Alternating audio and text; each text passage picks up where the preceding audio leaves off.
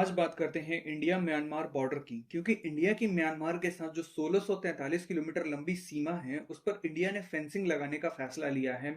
हम भारत सरकार के इस फैसले से जुड़े बहुत सारे एस्पेक्ट्स पर बात करेंगे, लेकिन सबसे पहले ये समझना जरूरी है कि भारत के किन किन राज्यों की कितनी लंबी सीमा म्यांमार के साथ लगती है।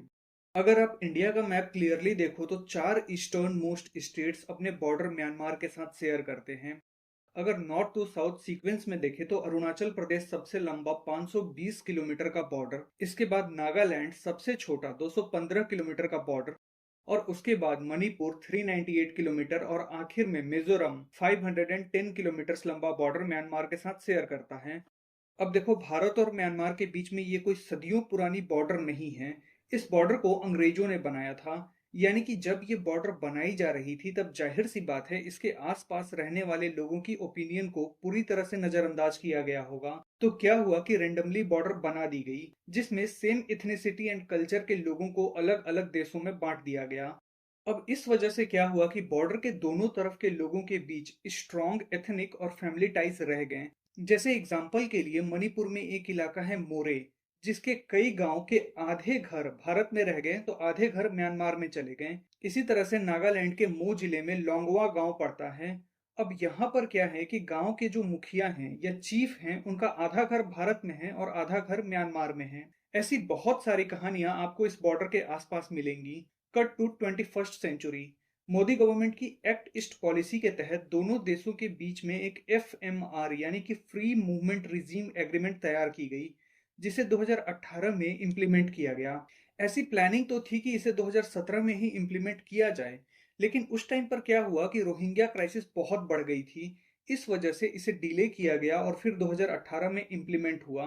FMR में क्या है कि बॉर्डर के दोनों साइड जो लोग रहते हैं वो बिना किसी डॉक्यूमेंट के 16 किलोमीटर तक आना जाना कर सकते हैं। इससे दो चीजें होती हैं, एक तो लोग अपने परिवारों से मिल पाते हैं और दूसरा लोकल ट्रेड एंड कॉमर्स जैसे बॉर्डर हाट्स को बढ़ावा मिलता है। क्योंकि जो बॉर्डर पर लोग रहते हैं वो म्यांमार के टाउन की तुलना में भारत के टाउन तक आसानी से पहुंच सकते हैं।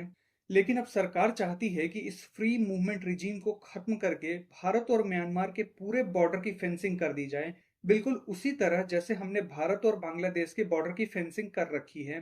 देखो, यहाँ पर एक बात तो क्लियर है कि जो FMR यानी कि फ्री मूवमेंट रिजीम चल रही है वो बॉर्डर पर रहने वाले लोगों की सुविधा के लिए लॉन्च किया गया था।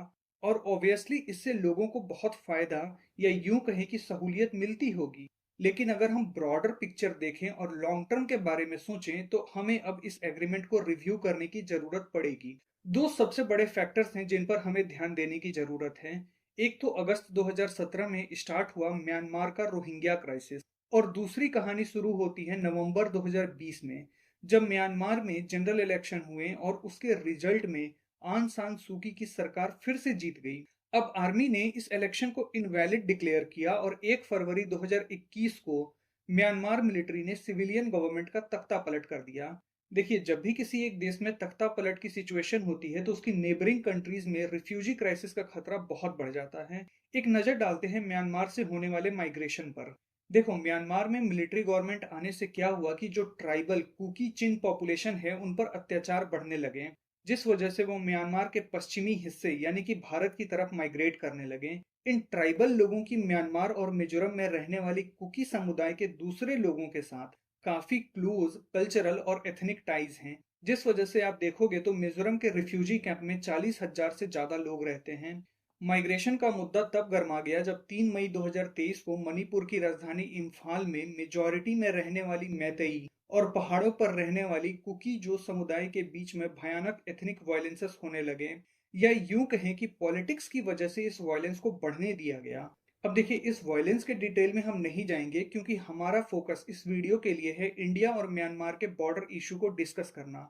कुकी चिन समुदाय के जो लोग हैं वो म्यांमार से इलीगली माइग्रेट होकर इंडिया में आ रहे हैं, और ये मुद्दा म्यांमार कॉन्फ्लिक्ट के बहुत सारे मुद्दों में से एक प्रमुख मुद्दा है।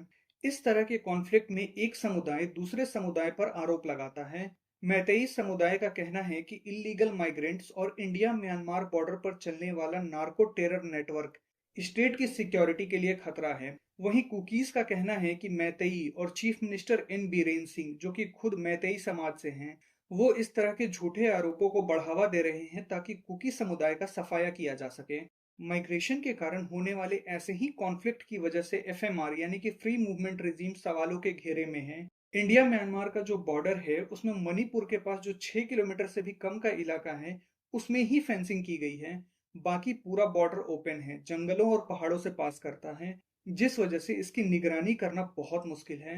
अब देखिए, बॉर्डर पोरस होने की वजह से स्मगलिंग एंड इलीगल एक्टिविटीज बहुत होती हैं। एफएमआर का फ्रीक्वेंट मिसयूज किया जाता है। मणिपुर के चीफ मिनिस्टर ऑफिस ने एक डेटा जारी किया है जिसके अनुसार 2022 में 1200 करोड़ रुपए से ज्यादा के ड्रग्स जब्त किए गए थे। देखिए, फ्री मूवमेंट रिजीम लोकल लोगों के लिए या फिर भारत म्यांमार के रिश्ते के लिए बहुत अच्छा है, लेकिन मणिपुर की घटना से पहले भी इस एग्रीमेंट को illegal migration, drug trafficking, gun running जैसे गंभीर मुद्दों के चलते क्रिटिसाइज किया जाता रहा है। म्यांमार में जब पॉलिटिकल क्राइसिस बढ़ी तो एफएमआर को सितंबर 2022 में सस्पेंड कर दिया गया। चलो एक बार को मान लेते हैं कि बॉर्डर खुला है, हम बहुत जोर से पेट्रोलिंग करेंगे, लेकिन उसके बाद भी इसे रोकना बहुत मुश्किल है, क्योंकि म्यांमार के साइड से जो लोग आ रहे हैं वो हमारे लोगों से कल्चरली और ब्लड लाइन से बहुत क्लोजली रिलेटेड हैं। जब वो इंडिया में इंटर करेंगे तो उन्हें लोकल लोगों से प्रोटेस्ट की जगह सपोर्ट मिलेगा। और ऐसी सिचुएशन में एफएमआर हो या ना हो, इन चीजों को रोक पाना बहुत मुश्किल होगा। कुछ सीनियर ऑफिशियल्स का यहाँ तक कहना है कि जिन बॉर्डर पर फेंसिंग है वहां पर भी ड्रग ट्रैफिकिंग को रोक पाना बहुत मुश्किल हो रहा है। अगेन, ये एक ऐसी प्रॉब्लम है जिसे ब्रिटिशर्स ने जन्म दिया और हमारे लिए अब इसे सॉल्व कर पाना बहुत मुश्किल हो रहा है। एक बात तो है कि अगर फेंसिंग कर दी जाती है तो मूवमेंट उतना फ्री नहीं रहेगा जितना अभी है। इस मामले पर आप क्या सोचते हैं? अपने ओपिनियन कमेंट में जरूर शेयर करें।